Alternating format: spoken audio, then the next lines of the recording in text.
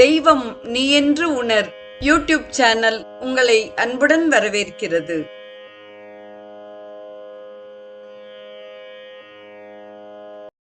வாழிய செந்தமிழ். அன்பு நிறை உள்ளங்களுக்கு அன்பார்ந்த வணக்கங்கள்.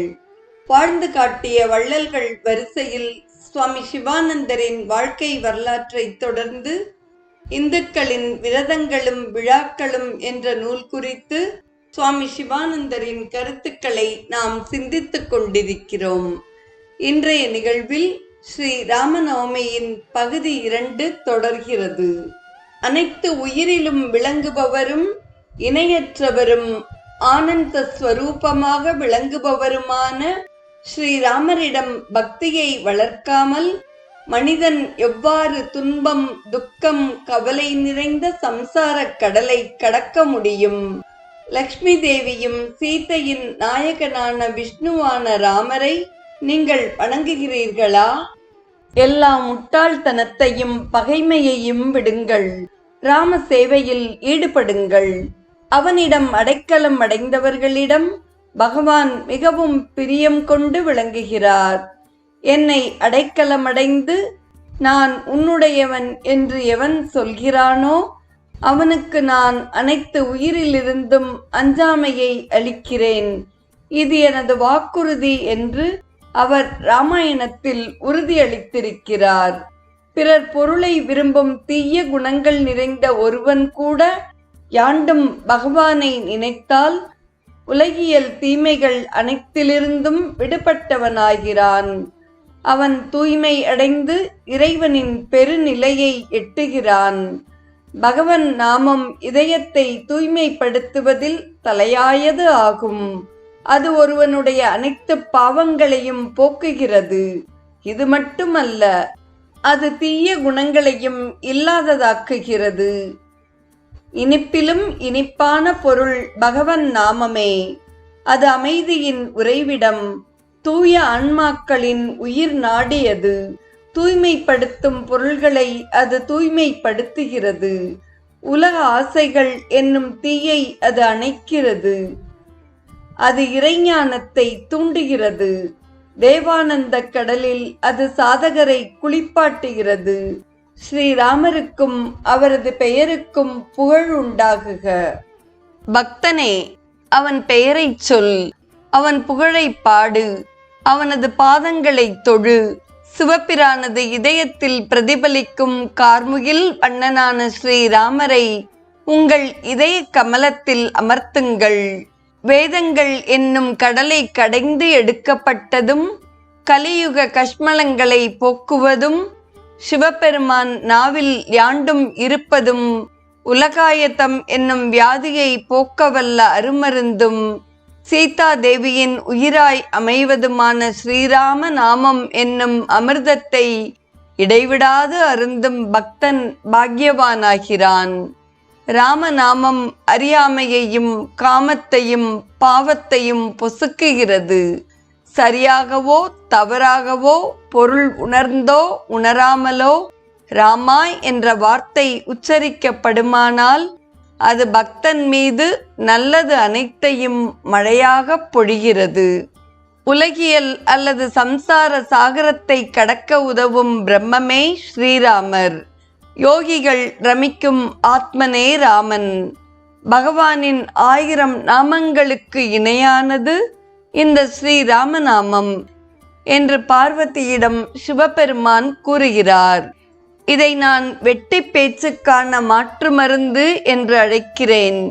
வீண் பேச்சில் நீங்கள் நேரத்தை வீணடிப்பதாக உணர்ந்தால் உடனே ராமநாமத்தை ஜெபிக்கத் தொடங்குங்கள். கழிந்த நேர இழப்பை நீங்கள் ஈடு செய்ய முடியும். மனமும் வீண் பேச்சில் ஈடுபடுவதிலிருந்து படிப்படியாக திரும்பும். ஸ்ரீராமர் கேட்டதை கொடுக்கும் கற்பக விருட்சம். நீங்கள் விரும்புவது அனைத்தையும் அவர் தந்து அருள்வார். நல்லது அனைத்தின் இருப்பிடமும் கலியுக தோஷங்கள் அனைத்தையும் போக்குவதும் தூய்மையை காட்டிலும் தூய்மையானதும் வீடு பேறு மார்க்கத்தில் சாதகரின் வழித்துணையும் சான்றோரின் உயிர் நாடியாகவும் விளங்குவது ஸ்ரீராம் என்னும் தெய்வீக நாமம். இவ்வாறு முனிவர்கள் கூறுகிறார்கள் என்று சிவன் மேலும் கூறுகிறார்.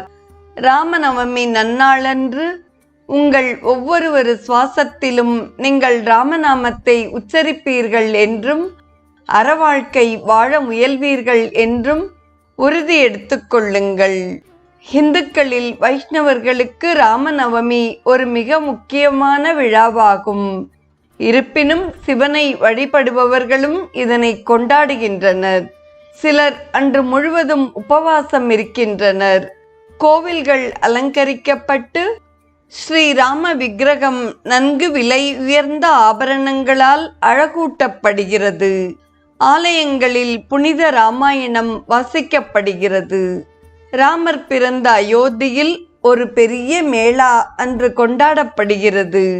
தென்னிந்தியாவில் ஸ்ரீராம நவமி 9 நாட்களுக்கு வெகு விமரிசையாக பக்தி ஸ்ரத்தையுடன் கொண்டாடப்படுகிறது.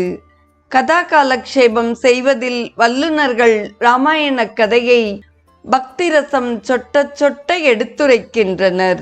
ஸ்ரீராமனின் புனித நாமத்தை உச்சரித்து பாடகர்கள் ராமநவமியன்று சீதாராம கல்யாணத்தை விமரிசையாக நடத்துகின்றனர்.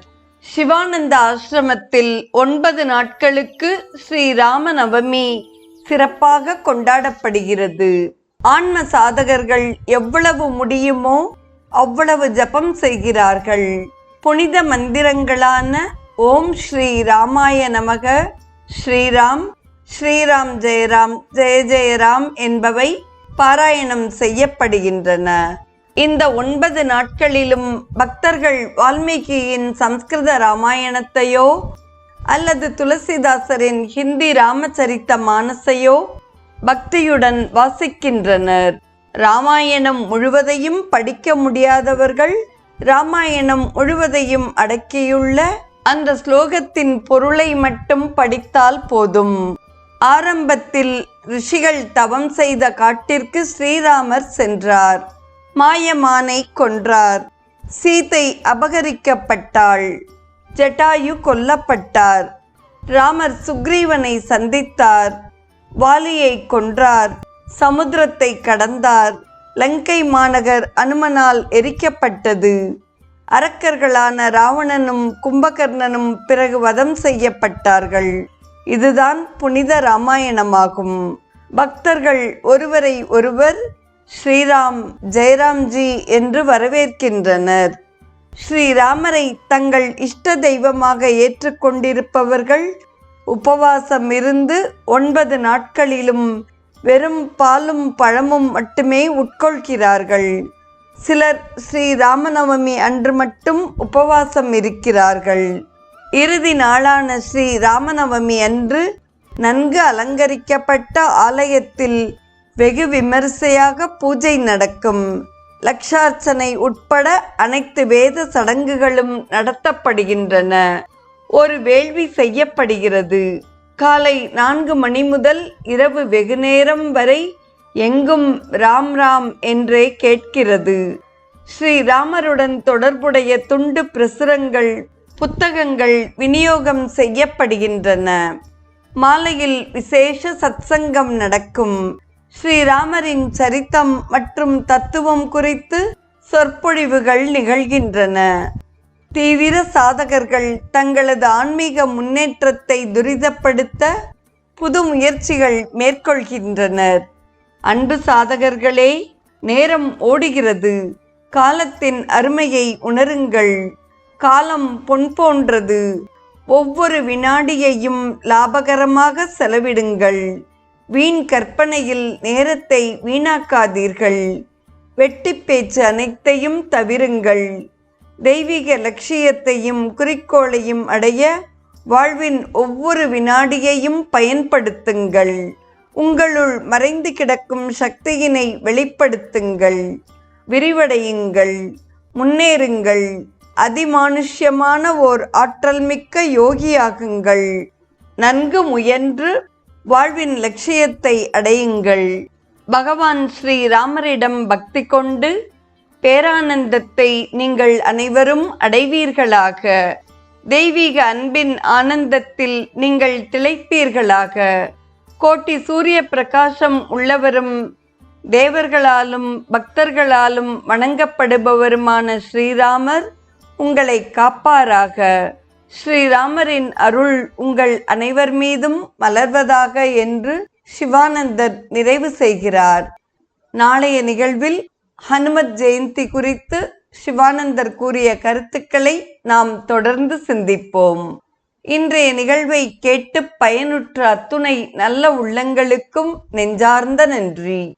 வாழிய செந்தமிழ், வாழ்க நற்றமிழர், வாழிய பாரத மணித்திருநாடு.